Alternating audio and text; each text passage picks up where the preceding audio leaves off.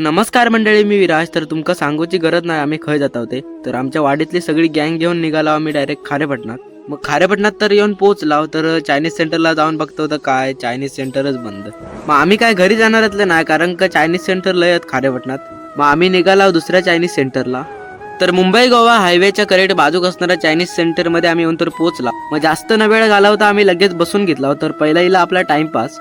मग आम्ही चिल्ली पण ऑर्डर केला होता. मग लगेच त्यांनी चिल्ली आणून दिला, नाही तर त्यांना वाटतं स्वप्न पडला होता आम्ही येणार, ते ऑर्डर रेडीच होती.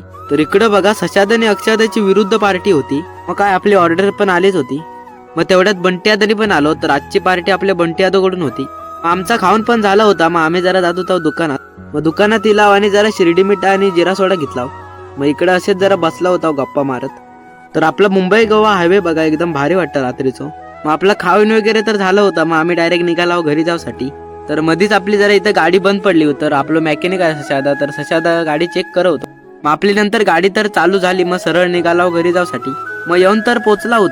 तर आजचं ब्लॉग इथंच संपवतोय. तर ब्लॉग आवडला असेल तर तुमच्या हातावर फॉलो करून घ्या.